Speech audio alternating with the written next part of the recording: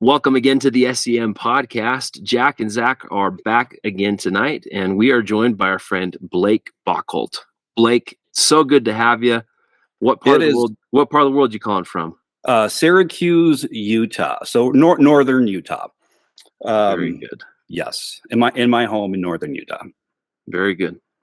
We're so glad to have you. Just to kind of give you a recap as we talk about our format, we'll talk pre-mission and life before getting your call to Scotland and your reaction. And then we'll jump over the mission, talk about life since you've been home. Then we'll go back through areas, companions, favorite memories, funny stories, whatever you'd like to share with us, which we're looking forward to. So I'll turn the time to you, Blake, and you can just run. Okay, so I'm Blake Bockholt. I was born in Long Beach. Why am I starting this so like a Wikipedia? This is boring. I grew up in Southern California, and my family, like we really Mormoned hard. Like at one point in my family's life, I was on a mission, my brother was on a mission, and my sister was on a mission simultaneously. Wow. Holy So cow. like that was, like I don't know of any other family that Mormoned that hard. And then we all got back from our missions, and then we all got married the same summer and put that on my parents, and then we all had kids. Like if you need a textbook origin story for Mormonism, like that was my family. That was my family. Like it was always I was always going to go on a mission. My brother was in Italy at the time, and bringing up to that, I wasn't ready. Didn't really want to go. Had some, yeah, and eventually I decided to go. I got my call to Scotland, which was super exciting. Didn't know what to expect, and it was it's complex. So then, I go to Scotland, and actually, I got to back up, guys. You're I'm good. already lost my train of thought. You're good.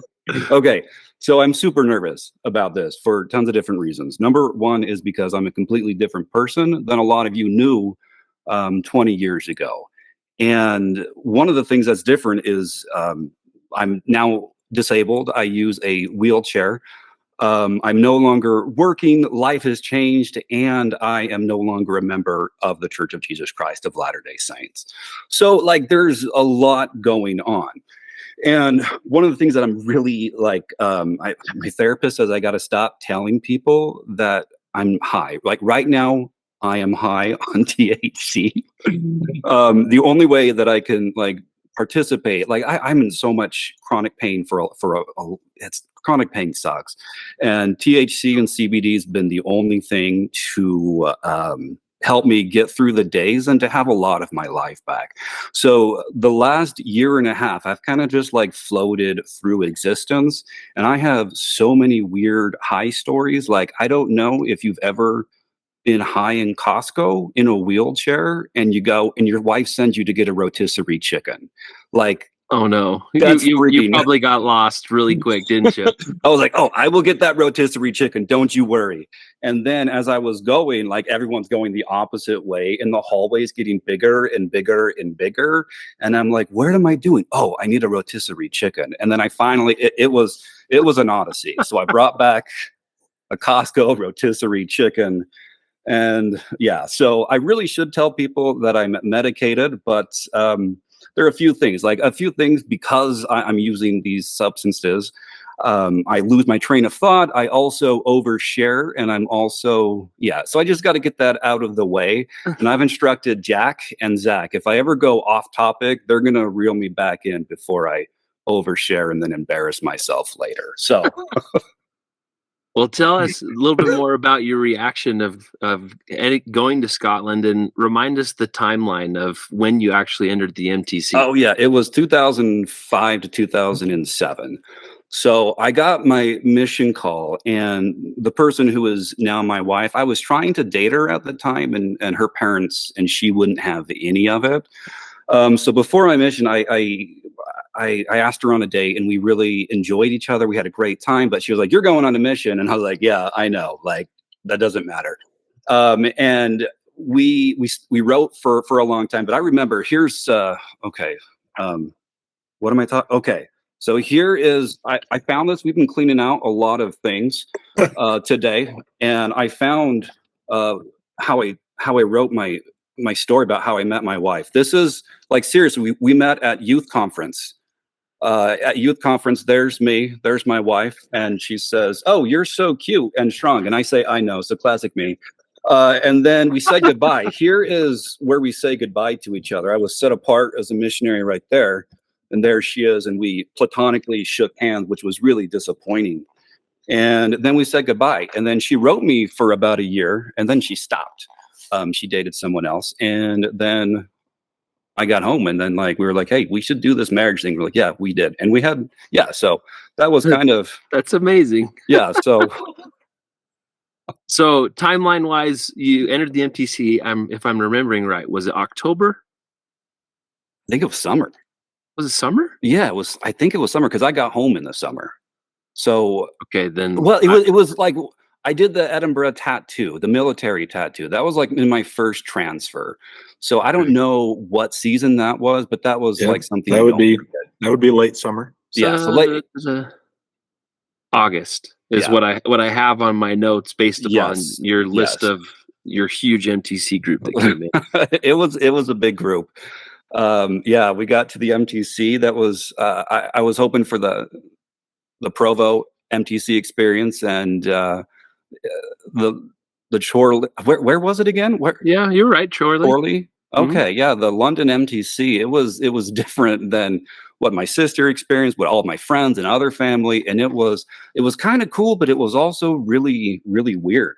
I Yeah. remember like the food. Like everyone talked about how awesome the MTC food is going to be, and we got British cafeteria food instead. So I feel a little upset about that. And then I feel the same. I thought about like the cereal bar they talked about at the Provo MTC was like epic, and yeah, like we got to the MTC in Preston, and I was like, what? I have to eat muesli for the next Yeah, 2 yeah. years. You're killing What me. is this? So finally, one day they were like they were done serving British food, and they served like barbecue chicken. It wasn't barbecue; it was HP sauce that I put on it, and it was absolutely terrible. So I felt Your first so. experience of brown sauce. Huh? Yeah, yeah, and like it's good. I really liked HP sauce, but when you're expecting like a sugary, sweet and tangy barbecue sauce, and you're wanting a taste of home, and then you get HP sauce, you're like, I don't. What is this place? So, Do you remember who your companion was? so Briggs. I don't remember. Aaron Briggs. Does that sound? I think so. And there was another guy who went to Ireland. We were, yeah, we had three folks in our companionship. Okay, I think it cool. was Elder Briggs though. So yeah. Very cool. Well, that's great. We'll come back more to mission stuff, but tell us about life. You came home summer of 2007. Tell us Yeah. about, continue with your story about getting back with your soon to be wife and life up to this point. Yeah. So the last few weeks of the mission, Allison has stopped riding me for like like halfway through the mission. And then like a few weeks I had left, I was like, you know what, let's see if we can get this relationship going again. And so I rode her and we were back, and it was kind of fun. We planned a date. And then when I got home, we were going to go on a date that weekend, but I couldn't like wait. And I just called her, and then she came over, we hung out, and we just had a blast. She was going to BYU. I was in Southern California. And with my high school transcript and reputation, there was no way the Lord was going to let me into BYU. Like there was no way.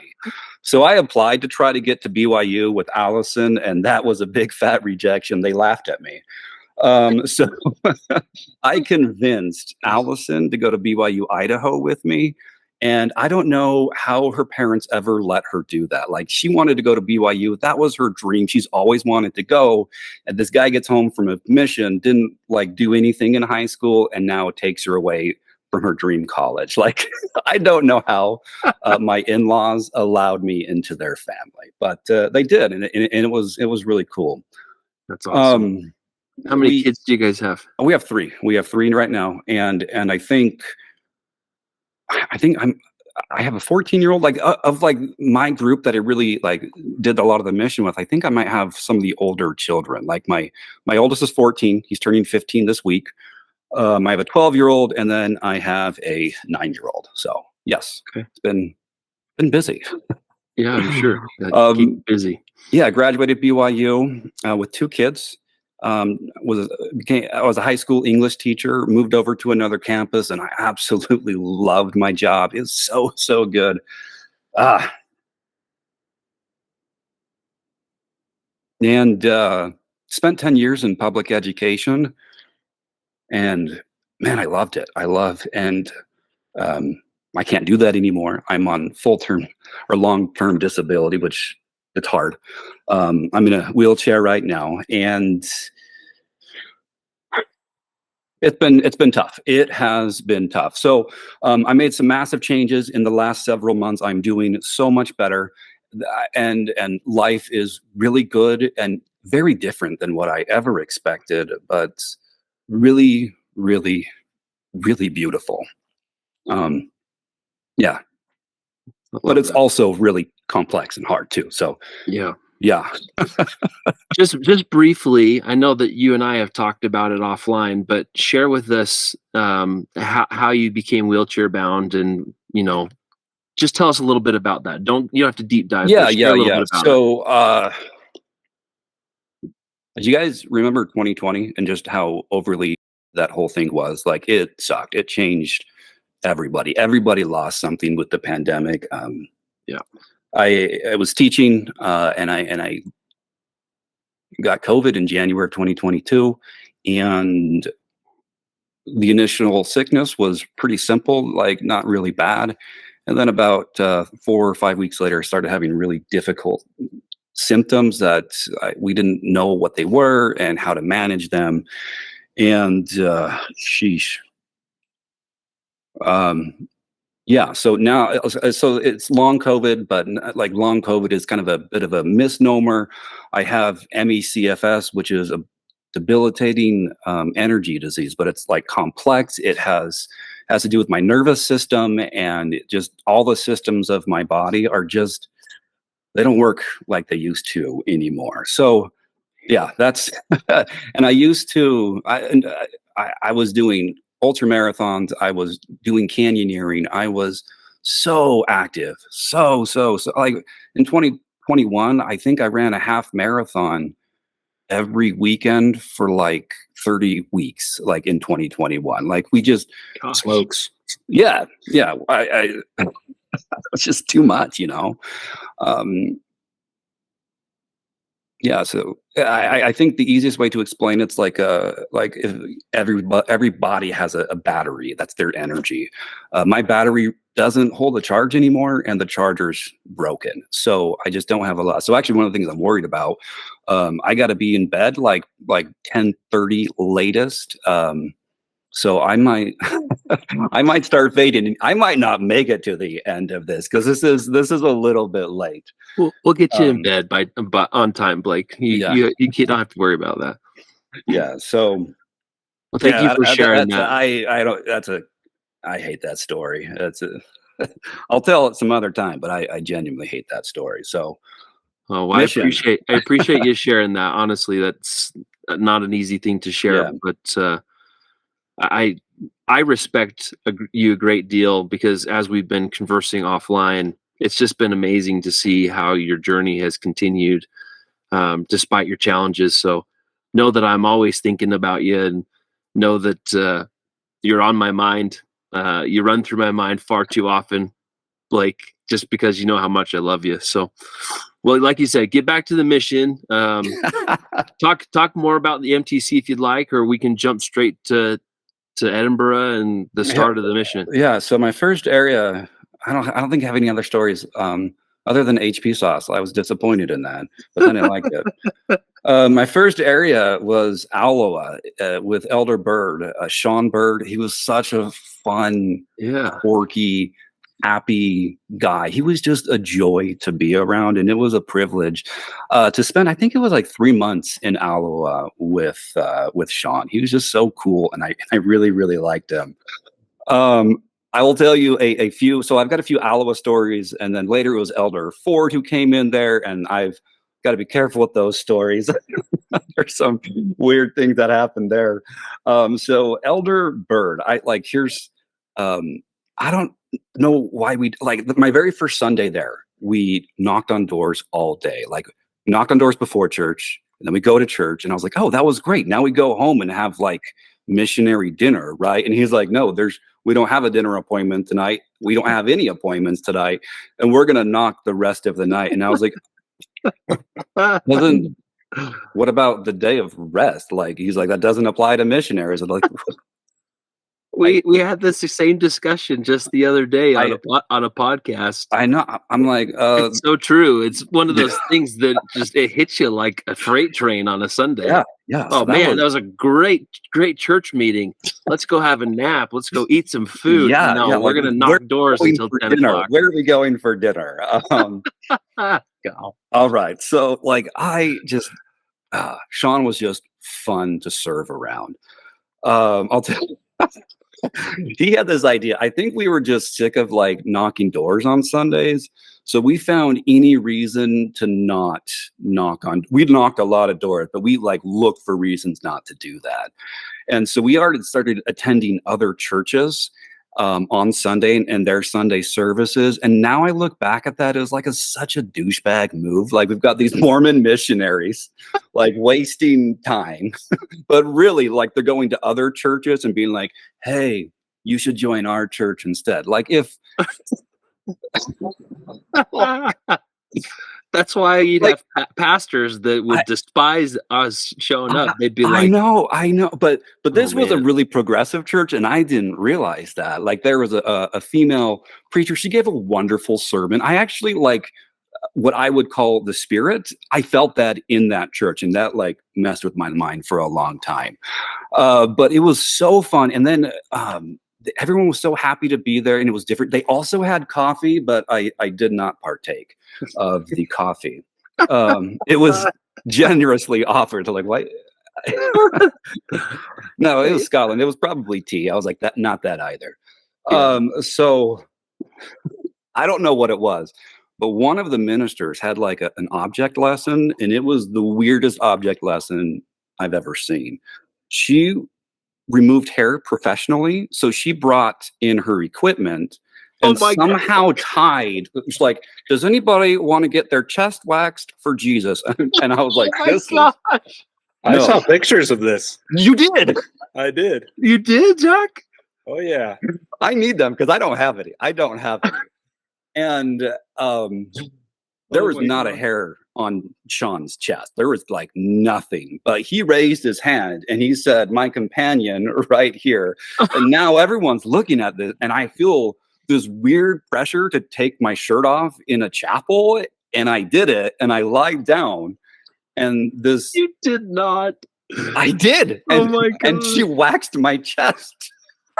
I've seen the pictures, Zach. I can verify. Who showed them to you, Jack? Sean showed them to me. Sean did? Yeah. Oh Weirdest story. I told my parents about that. They didn't. They were like, please stop going to other churches and getting waxed. That's weird. I'll send you Sean's phone number off this so you can text him and say, hey, I need this evidence, please. Can you send it to me? Yeah, I love Sean. He was so fun to be around. All right. So I think 3 months in, I don't know if it's no, it was, I think just 6 weeks. I can't remember. My new companion is Jason Ford. So he comes in there, and I have some wild stories about Jason. We were companions for 6 weeks. Well, not quite 6 weeks. We didn't make it the entire 6 weeks. Weird things happened. But then later we served around each other all the time. And like, he was so, I loved him. And he made so many poor choices.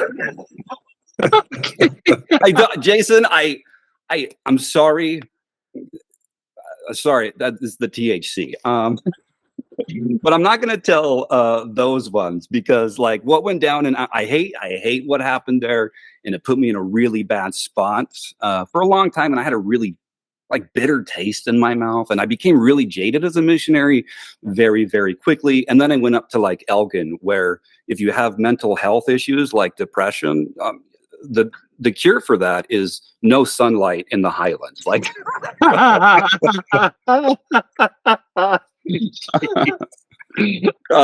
so right, like, Oh my god. so that was hard. But I will tell you one Jason story that is I've got too many weird stories. I hope you guys are prepared for these. I'm so glad that you're prepared with them, Blake. So I really am. one thing that we always did that we weren't allowed to do were sleepovers. And like anytime there was like a zone conference, especially when we didn't see each other, like we were more spread out.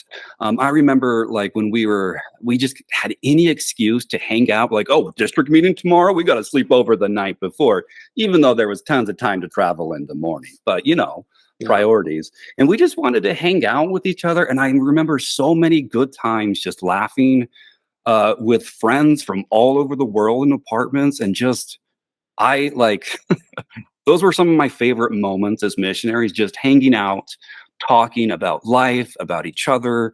Anyway, one of the things that a lot of Americans were concerned with, and I feel I'm going to blush saying this, as a Mormon in Utah, or I'm sorry, California, it's more an American thing. I didn't know what an uncircumcised penis looked like. Oh dear. I didn't know, because it's mentioned in the Bible, like there's a lot of biblical precedent for it, like it's a religious ritual, but then it's secular and it's all complex. And it was news to me that people on the other side of the earth didn't do this to every child in a hospital. So none of us knew. So I remember like there was like 3 missionaries. Jason's trying to explain it, but we're like, we don't know. Like he's like, all right. Oh no. Okay. So we got like a ton of missionaries, like mostly American. We've got some British ones, and you're like, oh my gosh, you guys, you Americans are so embarrassing. Like, why? Jason is like, all right, ready? Boom. And we were like, oh, and then he closed it and ran back. Oh my word. You got flashed by Jason. That's crazy. A lot of people did. Oh dear. I'm sorry. That's crazy. Jason, we love you. I know Jason's we had listening. some fun times together. I know Jason's listening. I've reached out to him. He's listened to the podcast. Okay. I'm sure he'll listen. Okay. Jason, reach out to me. I'll put you in touch with Blake, and you guys can. Oh my goodness. Yeah. You can have it out. Man. Okay, so I think that's my last like inappropriate body story, but all right. Next place. So Jason and I were emergency moved out of Iowa. And for a long time, I was in this like companionship with Bridget Dawn, and in Aberdeen for like a week and a half. And it was basically the end of that transfer before I got so President Vreens can figure out like what to do with me now that like I had not followed all the rules. So, and then I got it written out. It was Elgin. Yes. Elgin, which is very far north. Very far north. Do I have another one? You're looking at your list right there. You might know this better than I will. No, you're right. I'm sure you're right. This is the gospel according to Blake. I wouldn't trust that one. All right. And Stuart Pattenton. I remember like Iowa, it was hard. Like what happened there and the fallout of that, like it was really, really, really hard. So I was jaded. I was depressed. I go and it was Christmas time, and like no joke, I'm in Elgin for like a day, and then it was Christmas, and I spent Christmas with like strangers, and it sucked. I hated that Christmas, but I couldn't say that, because you're on a mission and you can't, people are taking you in, they're being very kind. But it was just hard. And I looked all over. Has Stuart participated in this? He hasn't. He hasn't. I've reached out to him, but I haven't heard back from him because I was one of his companions. Yeah. And I haven't heard back from him. So Well, I know that he's busy with life and seems like he's doing very well. But good. Good. I've talked with his brother Chris about him, but Mhm. beyond that, I haven't had any contact with Stuart since the mission. Yeah. Unfortunately, well, that's not true. I saw him briefly after we were all home. He had visited Utah, but beyond that, I haven't talked to him. So, Okay. Stuart, we'd love to have him come on. Stuart, I hope you're doing well. I really do. I remember, it wasn't fair, but I didn't like Stuart, and it wasn't anything to do with him. Like it was just hard, you know. And I think he was going through some hard things too. And you know, it was winter. Like it was just really, really, really hard. And it has nothing to do but I still talk with like one of the things. So one of the things about being an ex-Mormon and leaving Mormonism is everything like because my family and we left Mormonism like 3 years ago. And so looking back on the mission, I remember all the same stories, but they mean different things now, very different things. And looking like it's like one of the more difficult things I've had to do is like, what would I tell the people that I taught? What would I tell the people that I baptized who are members of the church, or the people who looked up to me? And now I no longer am a member of the church, but it's just complicated, and I don't know. And yeah, but Stuart, I hope you're doing well. Thank you, and thank you for like I think you helped me through that time. And I remember one thing that I did remember about Stuart is he sang, and he had a beautiful voice. And I don't know how he did it, but he would sing solos in church in these tiny little churches, and it was absolutely beautiful. And I think, thank you, Stuart. Like that, I really loved being a part of that and to see that. So that was where's that place? Elgin. Oh, then Elgin. Stuart was transferred, and I got Elder Travis Trotier. That's right. Yeah, so I don't remember how long we were serving together, but I really enjoyed his company, and he was fun. I just remember he was so kind and sweet and sincere, and just up for anything. So I really enjoyed spending time with him. So then, have we all served in Peterhead? The three of us? Is that? That's true. Yeah. Yeah. And then I went to Peterhead. And Peterhead was a fun, weird area, and I loved it, and it was so cool. One of my favorite memories of my mission is like, do you guys remember Slane's Castle? Oh yeah. So were you there when we played like tag or freeze tag in castle ruins? Like that was freaking cool. Oh man, that was one of our our favorite zone activities, where we'd get everybody to come collectively to Cruden Bay and make the trek out to the castle. And it was just such a unique piece of property. It was so cool. Just to run around. It was crazy cool. And when I was first out on a mission, there was another zone activity, right? That I will never forget. And I cherish this memory so much. I don't know who put it together, but we went and toured a castle. And then we played sardines with like 20 missionaries from all over the world.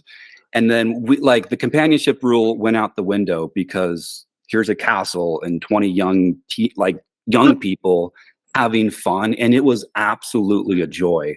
So sardines, like one person hides, and then once someone finds them, everyone looks for him, and then you all hide in the same spot. So I got a turn at this, and I went into like, I don't know, but it was like the master bedroom where the highest someone on the aristocracy would stay. And then there was a chimney, and I went into the chimney, and I just like chimneyed up it like 15 feet, and then just like braced myself and sat there.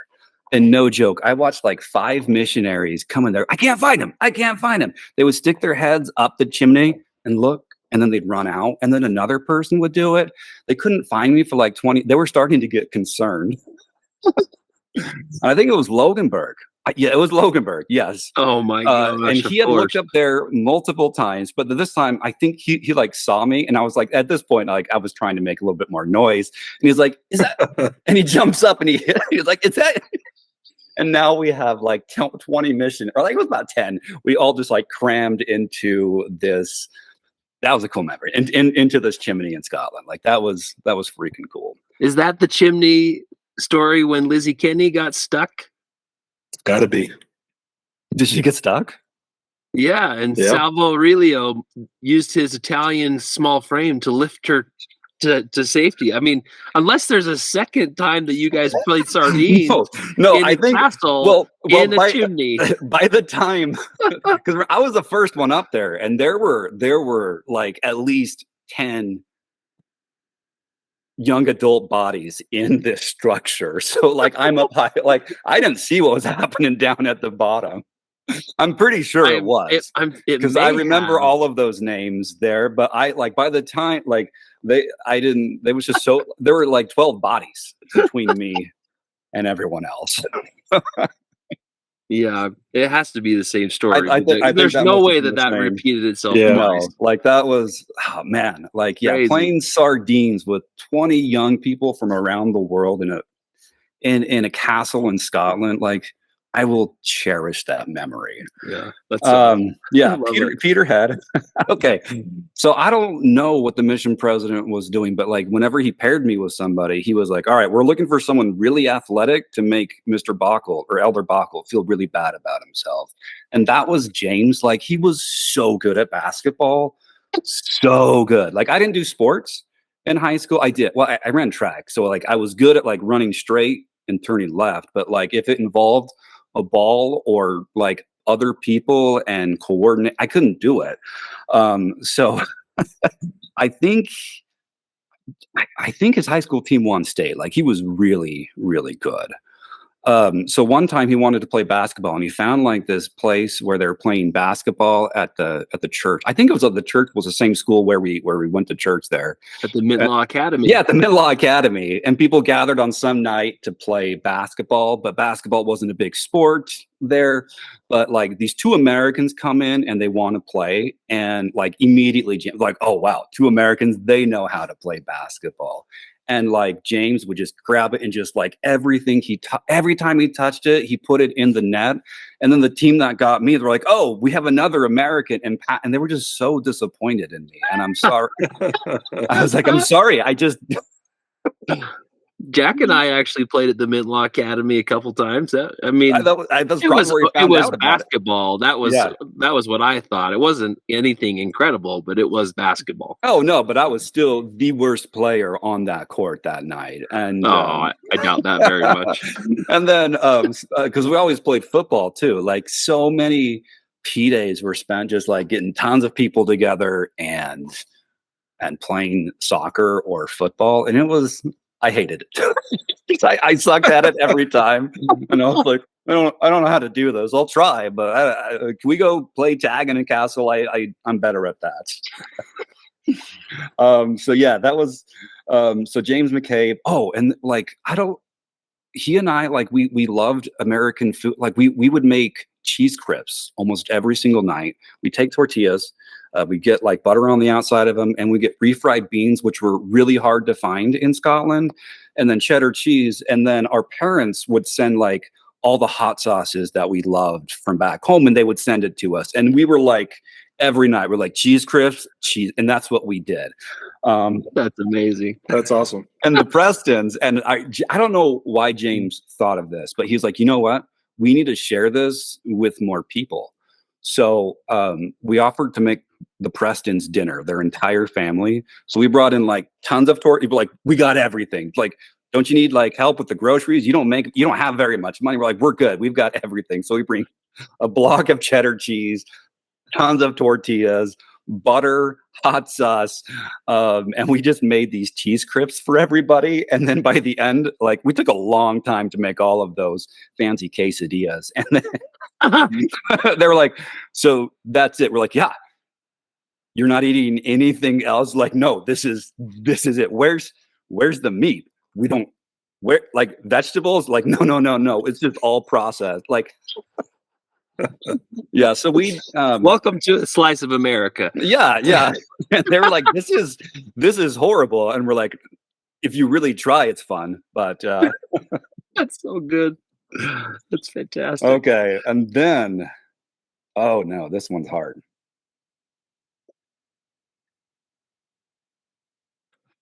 And then I was training, and Elder Coford was, damn.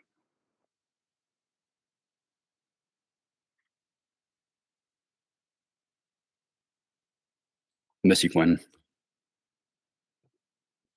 So we all miss Quinn. My gosh.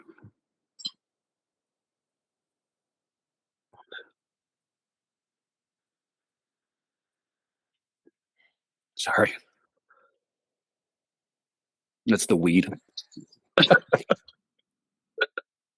Not a chance.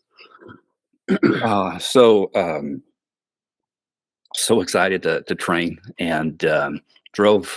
We got down. I don't remember how we got back down to Edinburgh, and Quinn is just tall and just over the top personality. And I was like, I hope I don't get that guy. That guy looks like a lot. Oh gosh. And I got the privilege of spending 6 weeks, I don't remember what it was. It was 3 months. 3 months with one of the funniest, happiest person I've ever met. And it was so good. Like, I loved serving with him. He was so fun to be around. I'm trying. Okay, so I've got some. I came prepared for sure Quinn story, so I wouldn't get too emotional. Here's a fun Quinn story. So I was training him, and we're driving all around, and suddenly we get pulled over by a police officer, and I was like, "What is going?" I have never been pulled over, let alone in a different country. So I didn't know the protocols. We pulled the left-hand side of the road. We wait, and the police officer comes on. I thought it was the wrong. I was just so confused. I don't know the protocol for this.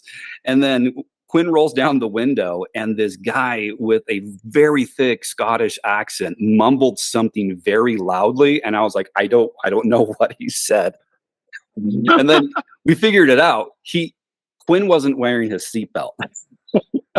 So the first time he saw us driving past, he let us go. But like an hour later, when he saw us, like Quinn was getting pulled over for not wearing a seatbelt. So like, oh, I'm so sorry. I'll go ahead and put it on. And then he said something and just left. We're like, oh, I think he's off the hook. Like, okay, that was just a very aggressive warning, I think, but I think we're okay.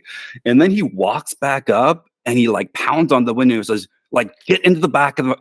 Did you know that, like, if you get pulled over in Britain, you're supposed to go into the back of the police car? Or at least that's what happened to Quinn. Like, that may be protocol, because I think it's protocol for safety. Like, it makes a lot of sense Yeah. to be able to, like it keeps the officers safe. We didn't know that, so now like this cop is like, we're just two loud, obnoxious Americans who aren't following instructions, breaking the laws, and aren't. So then he's in the back, and he was in the back of a police car, and it's hysterical to me because like. So I get on the phone and I call like the district leader and the zone leader, and I was like, yo, let's play Where's My Companion? Or like, where is your companion? He's in the back of a police car. I'm pretty sure that you called Pattenden because I was his companion at the time, and you had a connection with him, which was fantastic. Yeah. And I'm sitting there watching him on the phone, listen to what you were saying to him, and the look on his face was completely like discombobulated. Like, is this real? Is this is this a prank? Like, is he trying to pull my leg here?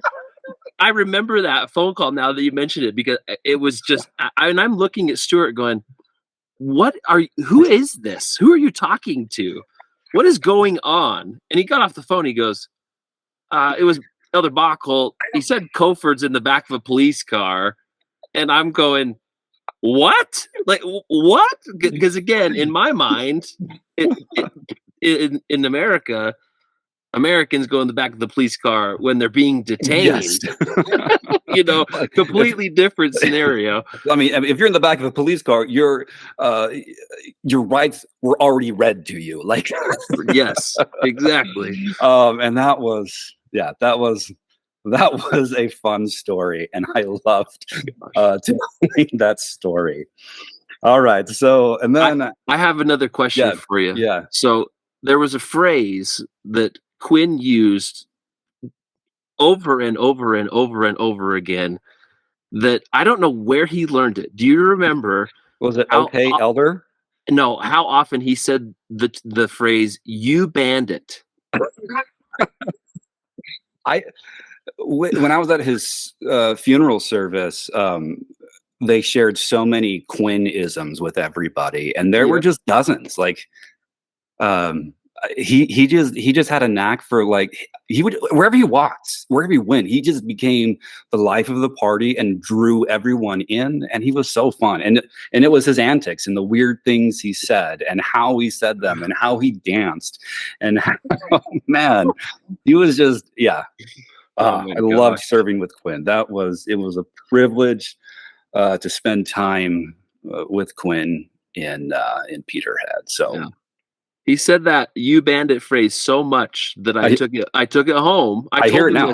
I told him this on the podcast when we talked to him. I said, "You said it so much that my dad still says it to this day because I was saying it as much as he did when I got home. It was crazy." Oh my goodness. "You bandit." Yeah. So good. Yeah, Quinn was fun. He was so much fun. Okay, so then you seem to know more about my mission than I do. At least like the no. Okay, so I don't remember the place, but then I was Brad Stringfellow in the Irvin ward. I don't remember. I wasn't in the area. Irvin, Kilwinning. Is that what it was? That's right next to each other. Yeah. Yep. Okay. Alistair Martin, Richard McConkey were companions. I believe they were zone leaders at the time. Brad was new-ish, and I was the district leader. And those were like we just hung out all the time, all the time. So again, we found every excuse for the four of us to hang out in somebody's flat or apartment, and we like after each night almost they would come, the zone leaders would come over, and we would just be there till 1, 2 o'clock in the morning, laughing, joking, telling stories, going out back and practicing golf, and it was just fun. It was just fun to hang out with the four of us in that ward, and I just remember laughing so much. And Brad and I, we caught up again at Quinn's funeral.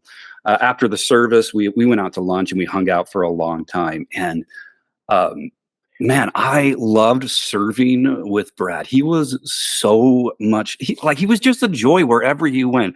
Have you guys heard Brad tell stories and do voice impersonate? He was so good at telling stories, and he would just laugh all the time. We're at Quinn's funeral. This is a good Brad story.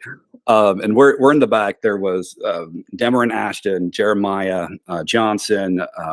I was there, and then Brad was there. We found each other. We were sitting in the back, and Quinn's family comes in. The casket is being rolled in, and everybody stands. And I'm in a wheelchair. And Brad and I haven't talked in years, but he just looks out of the corner of his eye and he's like, stand up. He did not. Usually that pisses me off. But I don't know how he did it or how he said it, but it just made me laugh so much. And then we just caught up with each other, Brad and I, and he was a delight to be around. And I love the way Brad tells stories and the way he remembers things, and he laughs so loudly and it's contagious. So Brad and I served actually, and after that we were transferred. We whitewashed into Glasgow together. Again, I don't know remember which ward it was. Springboig or Julian Avenue? Springboig. That one. Were you in the zone leader area? No, I don't remember. But it was just like an additional companionship. I was district leader. I was district leader, and Brad was my companion. Okay, that was the hierarchy at that point. But we whitewashed in there. So we served and kill winning together, and then we went to Springboig. Yeah, it was Springboig. That one's ringing a bell. So like it was really fun to like know Brad already, and we just got to figure this place out together. And I just loved hanging out with Brad. Like you guys know, like you knocked on a lot of doors. Most of your mission was conversations with your companion. And the conversations with Brad were always good. Like I loved talking with Brad. We just spent hours and hours and hours talking and chatting and laughing and talking about girlfriends and silly mistakes and all these things and how weird our missions were and just how fun and exciting it was. And I loved hanging out with Brad. Yeah, so that's fun. That was Glasgow. I've reached out to Brad on Facebook. Probably, let me just check my messages here real quick. I'm pretty sure that I reached out to him maybe like 3, 4. Oh, I'm sorry. January. How many months ago is that? 6 months ago? He hasn't checked his messages. So if you have Brad's phone number, will you share it with me so that I can get in touch with him? Because I'd love to have him come on the podcast. Yeah, I've got it. I can send it to you after this. Cool. That's awesome. I love it. And I'll call him out right now for not checking his Facebook messages. I think it's a friend request in his inbox now for like 2 years. Brad's way too good for Facebook. He's like, he knows it's a dumpster fire. Yeah. Yeah, we're all stuck on Facebook. He's the smartest of us all. Yeah. Him and Jack's not on Facebook. Good for you, Jack. We'll give you props there. Good for you. Your life is better.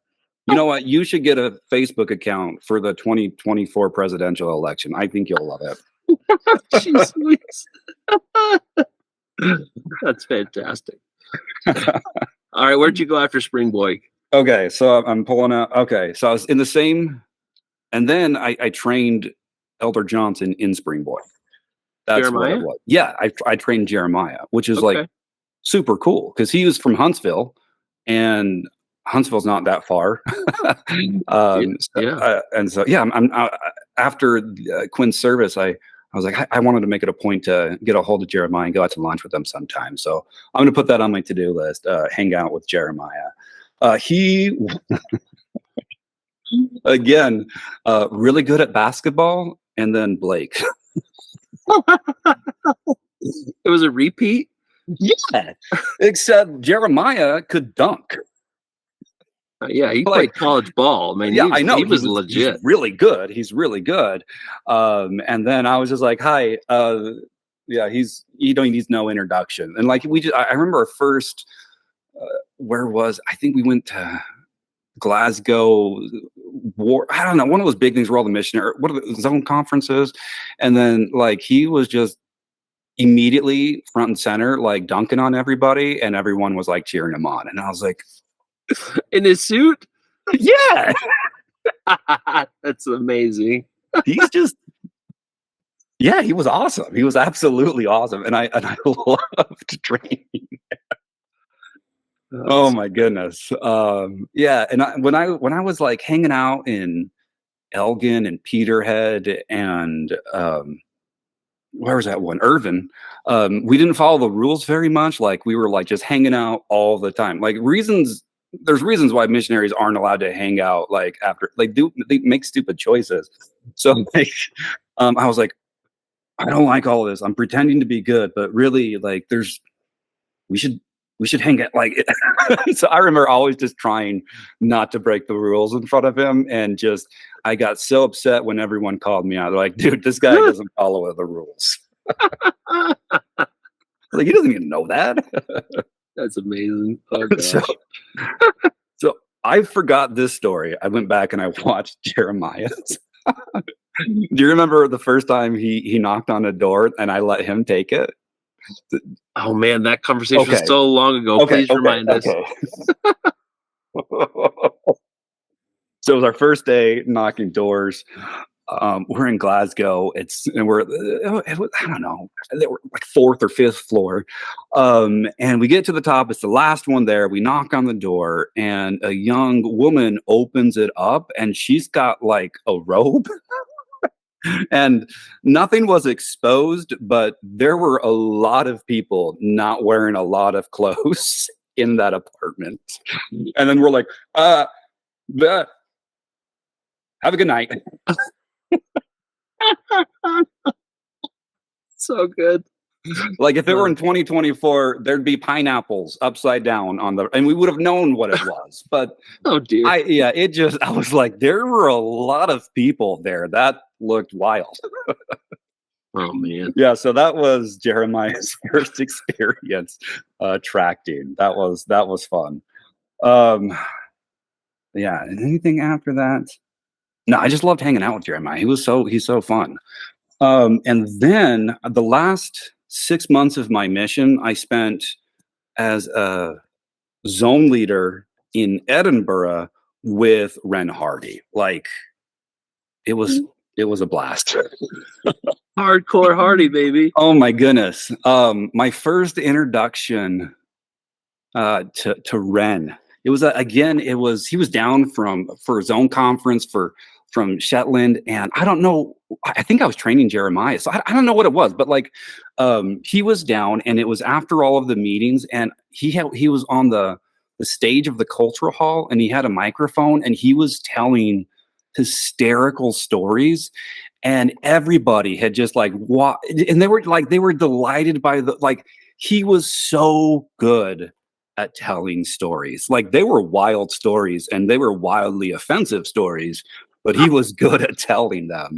And I thought to myself, like, geez, man, like I wish I can serve with him so I can learn a lot of those things that he's doing. Like it was really fun to serve with Ren because he was so good at speaking. And I remember a lot of what we did when we talked was we would talk about I know this is weird, but like in AP language, if you're an AP language arts teacher, rhetorical analyses, it was essentially like we would break down everything, like, and we would just study how people spoke well and tried to emulate that. Like, and it was fun. It was really cool. Turns out I did that as a teacher for 10 years afterwards. But I love telling stories, and Ren was really good at it. So we spent 6 months there. Did you just give Ren Hardy credit for you being an English teacher? Uh, Yes. That's a lot. That's a lot of credit. That's a lot of credit. One of the many influences, like so like again, as someone who is no longer a member of the church, looking back on a mission, it's really hard because, oh man, like last year I was Christian Lucas. He has ties to Northern Utah. His wife's from Northern Utah. So I actually see Christian Lucas about once a year, and it's so delightful to catch up with him. And, it was the first time he has seen me in a wheelchair, and I'm angry about life. I'm just so angry. And I was angry about my mission. And like like in 2020, I was still a faithful member of the church and did everything. And by like 2022, I'm no longer a member. I'm an atheist. I'm disabled. I'm in a wheelchair. And to my credit, I really didn't believe the last 5 years I was attending anyway. I was like a closet agnostic. I just checked out for church for 5 years because it was just really hard. And so I was ready to throw my mission and everything away with it. It's a different part of me. I want to close that chapter for good. And I was telling him this, and then he told me, he was like, yeah, but you helped me, and I really looked up to you. And he helped me remember not just the hard times, but the good things. because that's one of the hard things that like people leave the church, but it's still a part of us. And storytelling is one of those things that I got from my mission. Before that, I was very awkward in front of people. I didn't have confidence talking to people. And my mission gave me an opportunity to read stories and to tell stories and to practice telling stories and to just, and that was a gift. That was an absolute gift. And so when I say that, like, Ren was really good at speaking, I paid attention because, like, we all appreciate good storytellers, and that's what Ren did. He just drew people in with his stories. So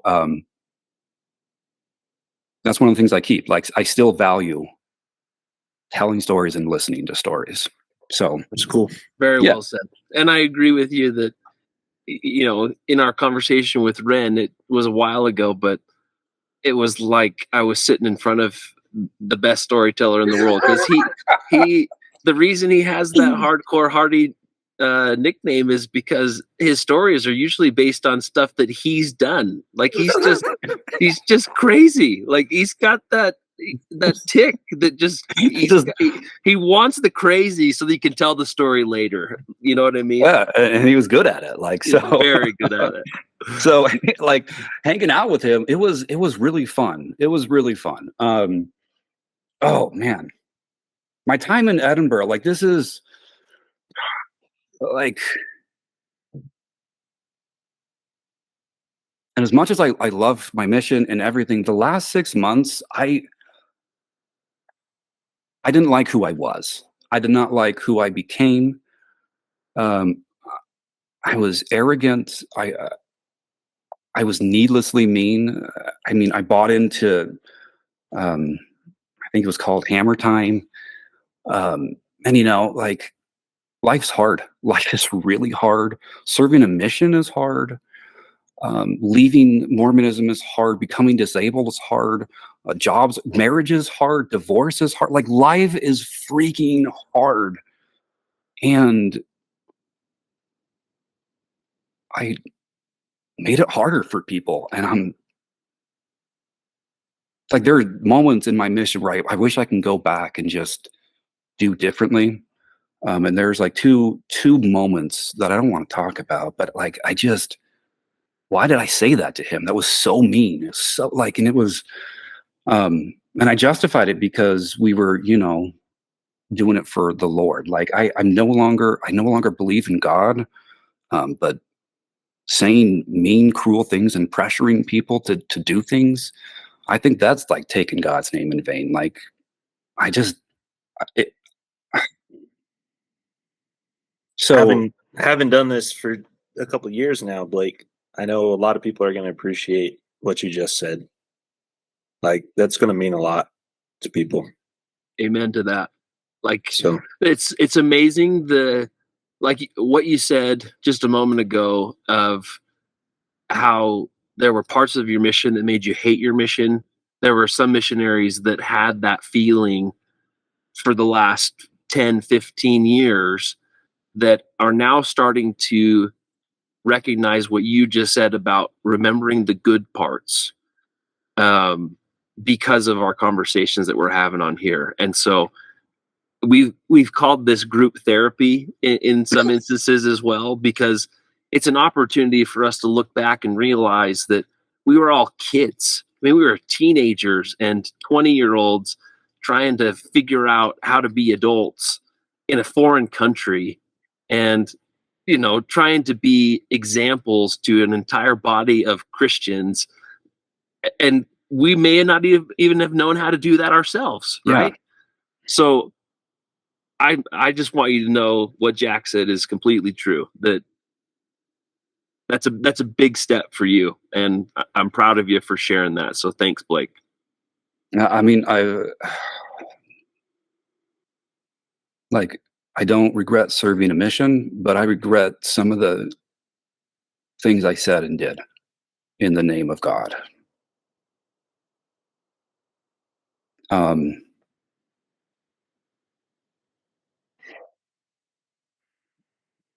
uh, like one story about this. I remember as a zone leader, we got a phone call from a missionary. I'm not any names for this, no names for this. And this missionary told us that like his companion was gone. We're like, "Wait, gone? Like he left. He ran away." And so we went over to this mission and we stayed the night there. We tried to get a hold of him. We called him and it was scary. And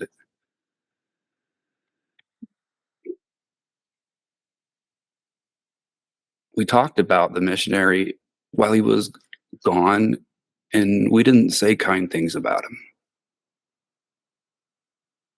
And I remember he came home the next morning, um, and like we asked where he was, and he had spent the night just sitting in a street corner somewhere and just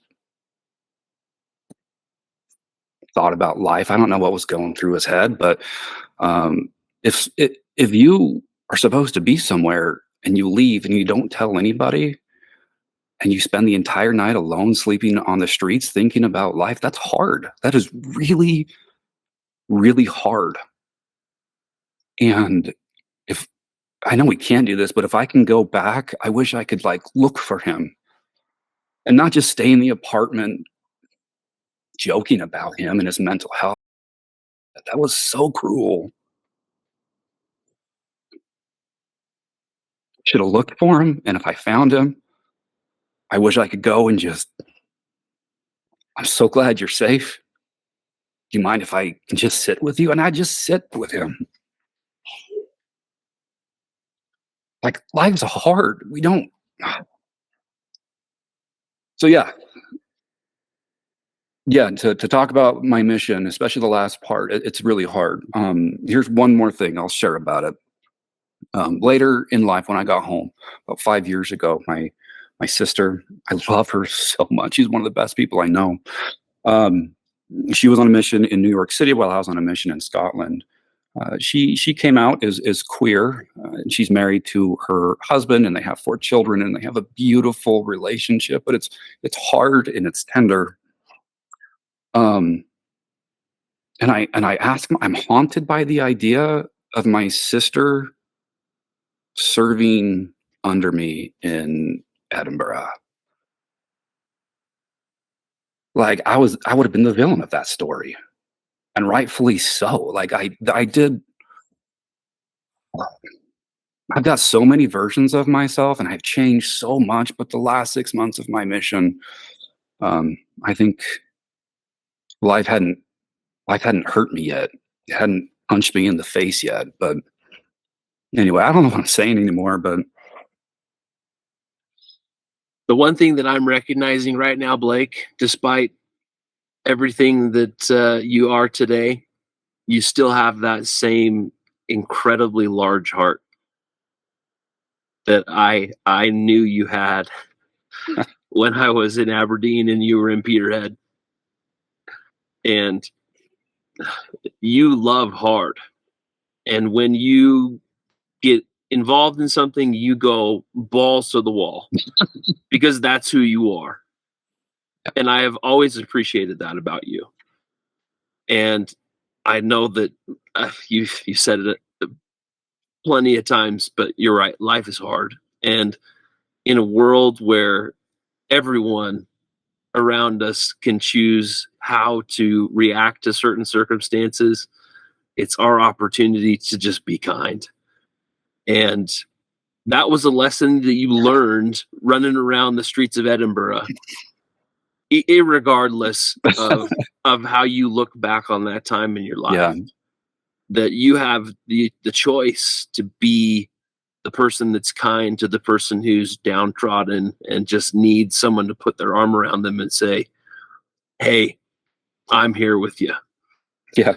You know what I mean? So, And Christian Lucas did that for me last summer.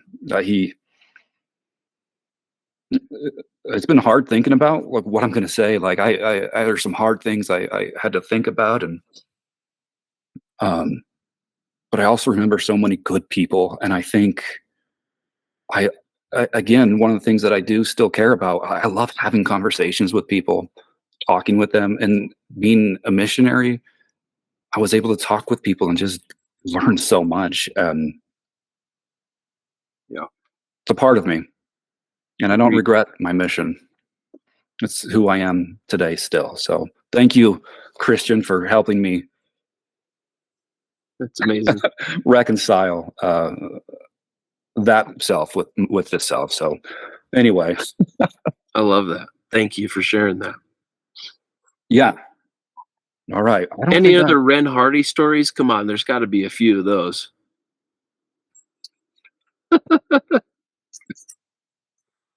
Ren Hardy.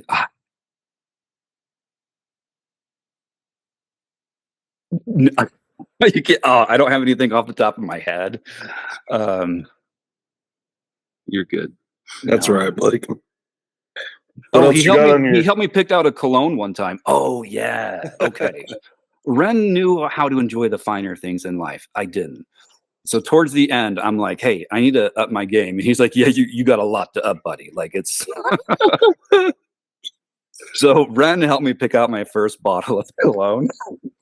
So, I remember towards the very end, like, so I spent way too much money on this cologne, and I sprayed it. And we walked down our apartment one day, and this like late 30, early 40 woman walked the other way, and like she was like, "Ooh, you guys smell good." I was like, "Thanks, Ren." I'm sure that's something that Ren learned in the frat house. Oh my goodness! Yes. Oh yeah. Thank you, Ren. That's amazing. Yeah, for helping me tell stories better and for putting on cologne. Yeah. So yeah, that's everything. I don't have anything else. But do you have any memories of? I know they didn't spend a ton of time under President Vrains, but what about President Sister Frederick? Any memories of them? That's one I'm gonna like. Yeah, I don't want to say stuff like that. What else do you have on your notepad, Blake? Well, okay, so I will. There was one more thing that President Vrains. Okay, so one thing that I will never forget. I think Richard said it, and you also kind of alluded to it. Like everything I do way too much. Like when I run up mountains. Like I just do everything a little bit extreme. And then Richard said, like, yeah, like Blake was like obsessed with wood. I took 4 years of high school shop, and I loved it. And I worked in a lumber yard, and like I was just weird and like looking at wood and telling people where it was and what kind and where it came from. And it was embarrassing. Like, but so that's what, and so I always thought that I was going to go into carpentry as a career, which is really even more to that story. When I got my patriarchal blessing, I met this guy, knew him for like 10 minutes, and he sensed my love of like carpentry and wood. So in my patriarchal blessing, he's like, and in life you are going to be a carpenter. And I was like, okay, this is my calling, to be a carpenter. And I thought that was my destiny and what God wanted for me. And was really like, it was weird too. Like that was a weird thing that I had to sit with for a long time. When President Vrains was leaving, he called me in, and he like we butted heads a little bit, but by the end, like, you know, we had reconciled that and kind of it was water under the bridge. And he talked to me, and he had a heart to heart. And I don't know if he did this to anyone, like, but he was like, "Elder, you're going to college." And I was like, "No, I'm not." No, I'm not. Like, no, I'm going into carpentry. And he's like, "No, you need to go to college." And it was like a 20-minute stalemate. And I was like, fine, I'll go. That's how it ended. Oh my god. Yeah. So